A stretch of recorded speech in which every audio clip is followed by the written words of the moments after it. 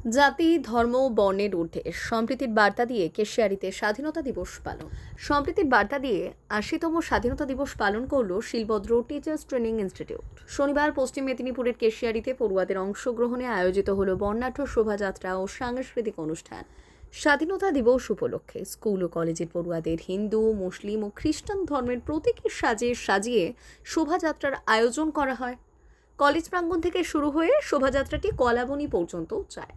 শোভাযাত্রার মাধ্যমে সকল ধর্মের মানুষের মধ্যে ঐক্য ও সম্প্রীতির বার্তা তুলে ধরা হয়।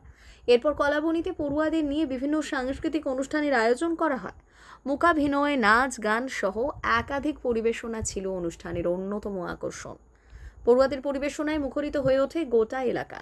সংগঠনের এক কর্ণধার জানালেন, ভারতবর্ষ এমন একটি দেশ যেখানে বিভিন্ন ধর্মের মানুষ একসঙ্গে বসবাস করেন।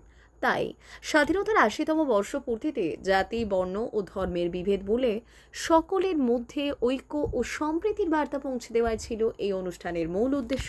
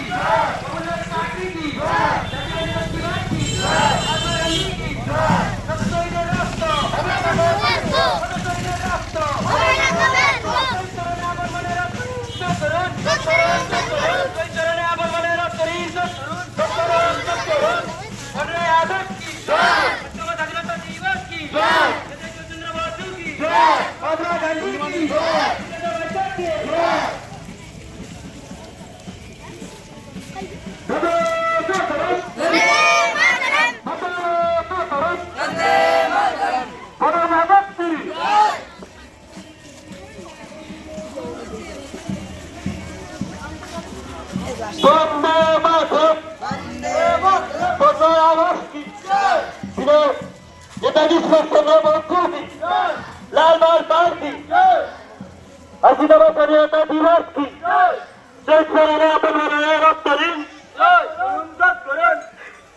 प्रफुल्ल चाची की, शीतलता दातार की, झांसी रानी लक्ष्मीबाई की, नेताजी सुभाष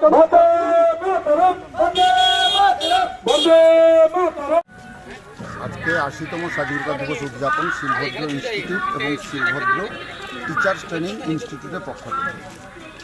অ্যাকচুয়ালি আমরা শিলভদ্র ইনস্টিটিউটের পক্ষ থেকে আমরা চাই ভারতবর্ষে যে বৈচিত্র্যের মধ্যে ঐক্য, সর্বধর্ম সমন্বয়, যেটা ঠাকুর রামকৃষ্ণদেব বলেছিলেন, সব ধর্মই সমান, সব ধর্মের প্রতি সহনশীলতা, এই বার্তা দিয়ে ছাত্রদের নৈতিক উন্নতিবোধ, মানবিক মূল্যবোধ এগুলো বৃদ্ধির জন্য আমরা সচেষ্ট। আমরা এই প্রভাত ফেরির মাধ্যমে মানুষকে জানান দিতে চাই যে ভারতবর্ষ বৈচিত্র্যের মধ্যে ঐক্যের এক মহান দেশ। সারা পৃথিবীর মধ্যে ভারতবর্ষের মতো শান্তি সম্প্রীতির পীঠস্থান আর কোনো দেশে নাই। সেটি আমরা এই প্রভাত ফেরির মাধ্যমে আজকে প্রকাশ করতে চাই।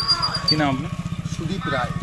সমাজে আমার বার্তা দিলাম ওটা সাম্প্রদায়িকতা, সাম্প্রদায়িক ঐক্য, যে আমরা আমাদের ভারত তো বৈচিত্র্যময় দেশ, বিভিন্ন ধর্মের মানুষ এখানে বসবাস করে, হিন্দু, মুসলিম, খ্রিস্টান, বৌদ্ধ, জৈন, পারসী, বিভিন্ন ধর্মের মানুষ বাস করেন। তো আমরা চাইছি যে বিবিধের মাঝে দেখো মিলন মহান, অর্থাৎ সবাই সব মানুষকে আমরা এখানে একভাবে দেখতে চাই। কী নাম আপনার? আমার নাম অদ্বৈত সিংহ।